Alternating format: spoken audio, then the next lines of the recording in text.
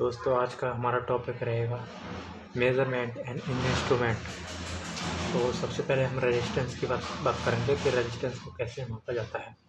तो resistance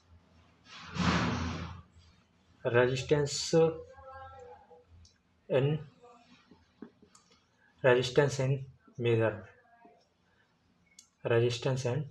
measuring. तो resistance को मेजर करने के लिए सबसे पहले इसमें जो यूज होता है मेथड, पहला है लो रेजिस्टेंस मेथड। तो लो रेजिस्टेंस में जो रेंज रखेंगे, लो रेजिस्टेंस की जो वो है 1 ओम से क्या होना चाहिए, छोटा होना चाहिए। इसकी वैल्यू ये है। तो इसमें दो मेथड अप्लाई किए जाते हैं। तो सबसे पहला आता है तुम्हारा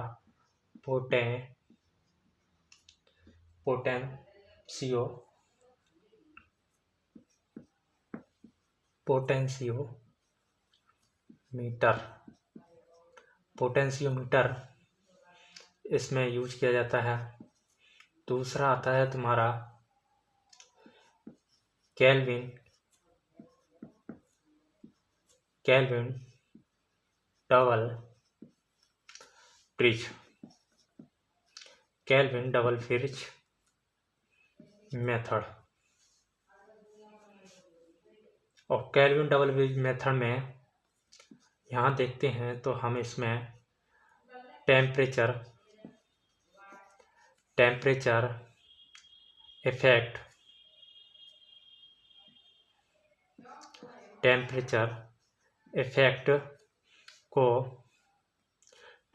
इफेक्ट को क्या करने के लिए, एलिमिनेट करने के लिए इसमें हम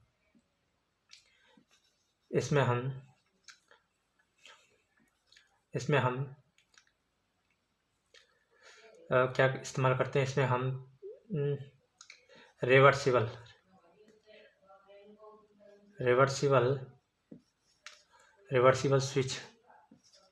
रिवर्सिबल स्विच का क्या करते हैं, यूज करते हैं। रिवर्सिबल स्विच होता कैसा है, ये कुछ इस प्रकार से इसका कंडीशन रखा जाता है।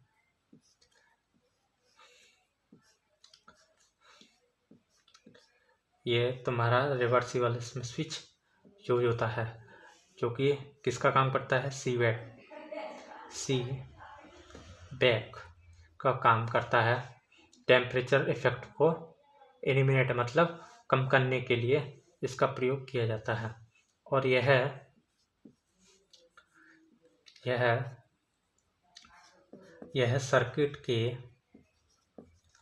सर्किट के रेजिस्टेंस, यह सर्किट के इंटरनल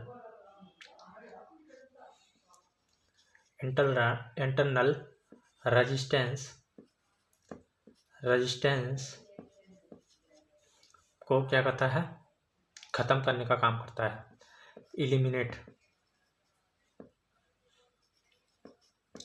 एलिमिनेट करने का काम करता है। तो इसमें दो मेथड अप्लाई किए जाते हैं किसी लो रेजिस्टेंस को मापने के लिए। अब इसके बाद आता है तुम्हारा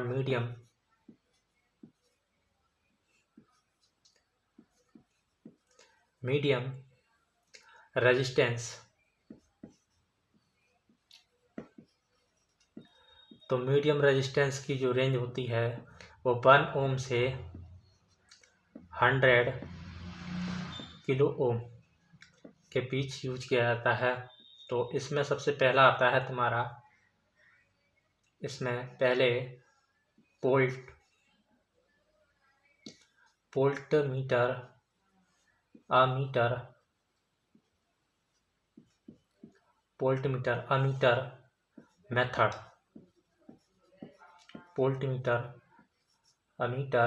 मेथड इसमें अप्लाई करते हैं।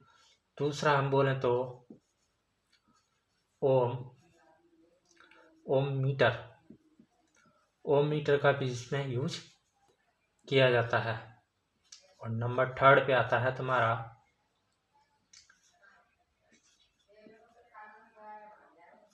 स्लाइड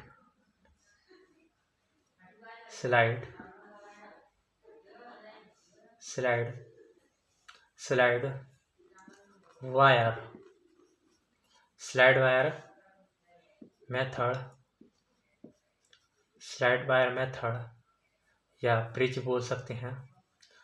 और इसको एक और नाम दिया गया है, स्लाइड वायर को कैरी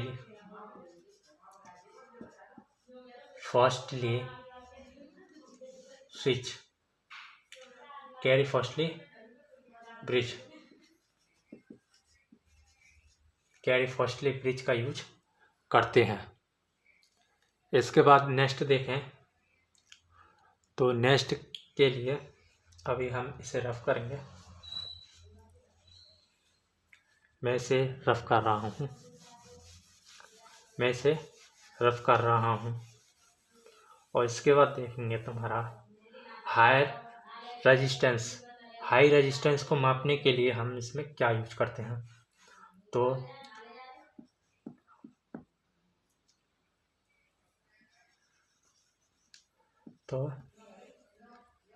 हाई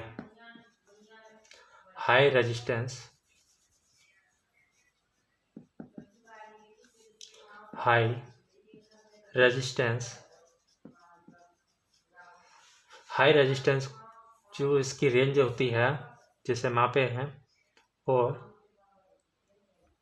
होता है तुम्हारा 100 किलो ओम। 100 किलो ओम से क्या होना चाहिए, बड़ा होना चाहिए। 100 किलो ओम से बड़ा होना चाहिए। तो इसमें जो हाई रेजिस्टेंस को मापने के लिए हम इसमें सबसे पहले यूज करते हैं मेगर। नेक्स्ट आता है तुम्हारा मेगा ओम। नंबर थर्ड जो आता है तुम्हारा, ये हो गया मेगा ओम हो गया। और मेगा ओम के बाद आता है तुम्हारा लॉस ऑफ चार्ज मेथड। और इसके बाद आता है तुम्हारा डायरेक्ट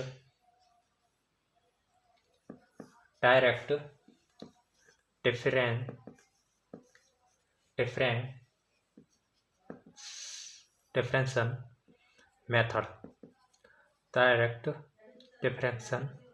मेथड इसमें यूज करते हैं। इसमें 4 यूज करे जाते हैं। 4 मेथडों से हाई रेजिस्टेंस को मापा जाता है। और जो 1 ओम से जो 100 किलो ओम है, इसमें 5 यूज करते हैं। 5 मेथड यूज किए जाते हैं। पहला है वोल्ट अमीटर मेथड, दूसरा है ओम मीटर, फिर है स्लाइड वायरिंग मेथड, इसे ही हम कैरी फर्स्टली मेथड भी बोलते हैं। इसके बाद चौथा है इसमें पिन स्टोन ब्रिज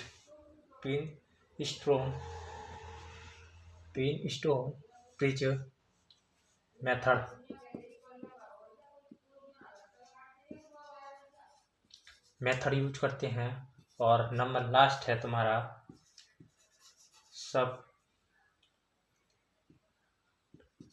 सब्ट्रैक्शन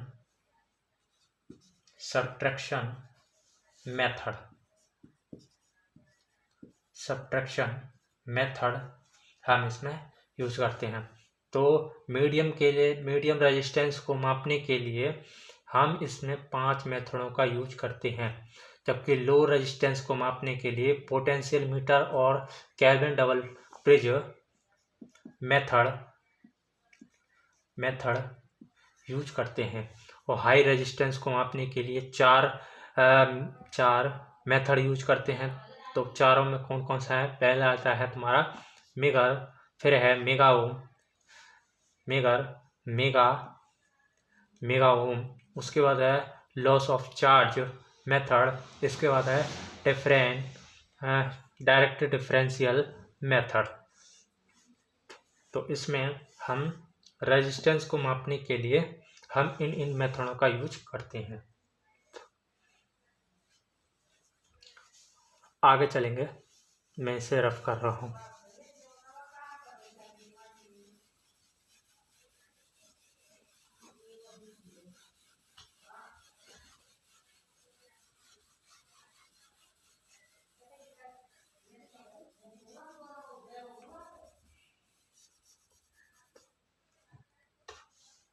दोस्तों इसके बाद आता है तुम्हारा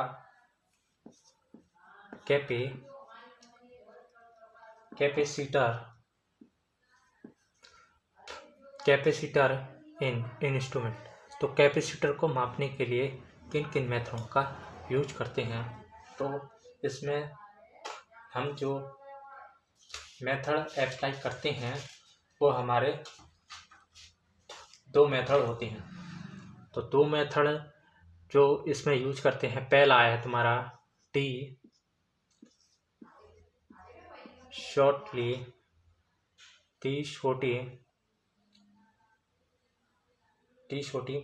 ब्रिज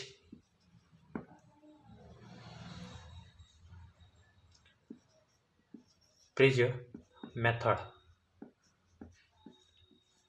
और नंबर दूसरा है तुम्हारा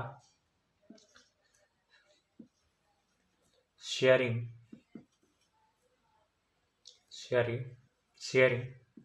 ब्रिज मेथड। तो शेयरिंग ब्रिज मेथड इसमें सबसे ज़्यादा इम्पोर्टेंट माना जाता है। क्यों? क्योंकि ये पावर फैक्टर को भी मेजर करता है, loss angle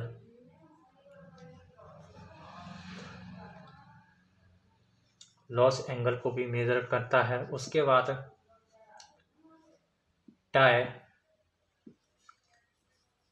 electric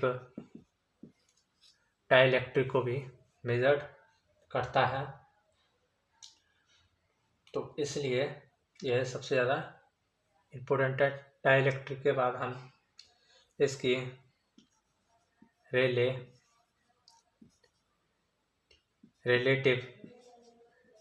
relative permittivity. तो रिलेटिव परमिटिविटी को भी यूज करता है। डाई इलेक्ट्रिक को भी मेजर करता है, लॉस एंगल को भी मेजर करता है, उसके बाद पावर फैक्टर को भी मेजर करता है। इसलिए सबसे ज़्यादा इम्पोर्टेंट ये शेयरिंग ब्रिज यूज किया जाता है। इसके बाद हम बात करेंगे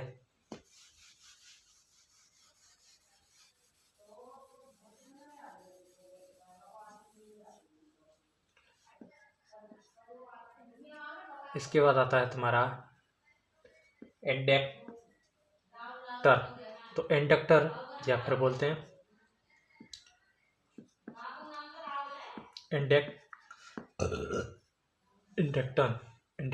इंडक्टर या फिर इंडक्टेंस। तो इंडक्टेंस को मापने के लिए हम इसमें सबसे ज़्यादा 4 मेथड यूज होते हैं। और ये है जो है पहला है Maxwell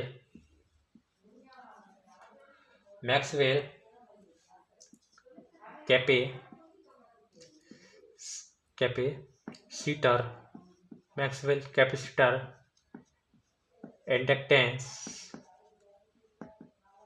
inductance method.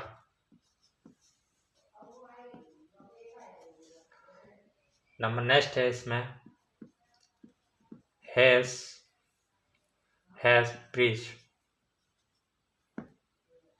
Bridge method. और नंबर तीसरा है एंडरसन एंडरसन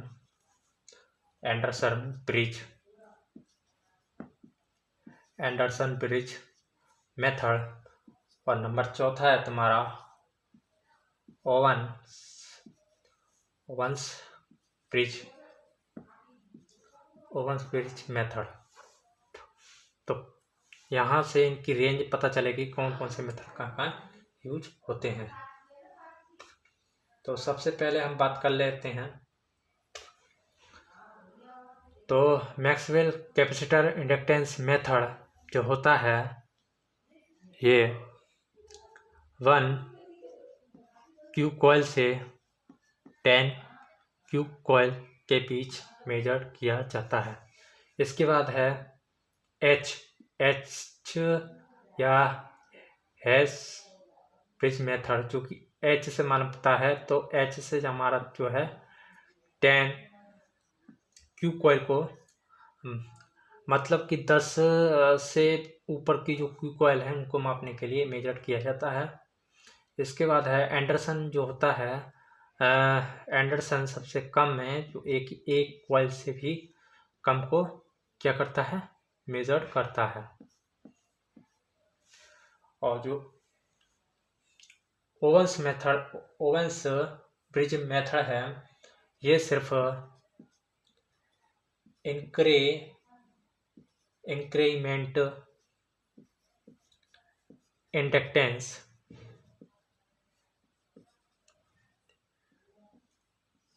इंडक्टेंस को मेजर करने के लिए यूज होता है। अब हम बात करें हैं तो इसमें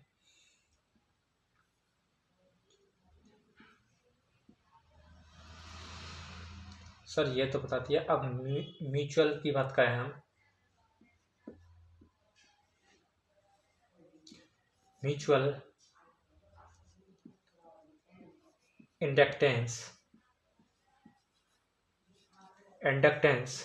इंडक्टेंस को मापने के लिए हम कौन कौन से मेथड अप्लाई करेंगे। तो सबसे पहला आता है इसमें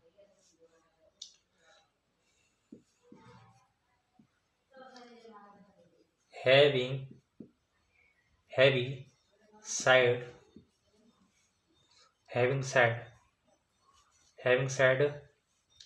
मेथड इसमें यूज होता है। दूसरा ही हैविंग साइड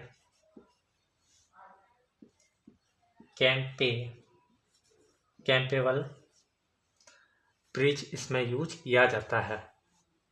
तो आज का टॉपिक हम यहीं समाप्त करते हैं। तो आई होप आपको समझ में आया होगा कि रेजिस्टेंस और इंडक्टेंस एंड कैपेसिटर को मेजर करने के लिए कौन कौन से मेथड का यूज किया जाता है। तो थैंक यू सो मच आपको इस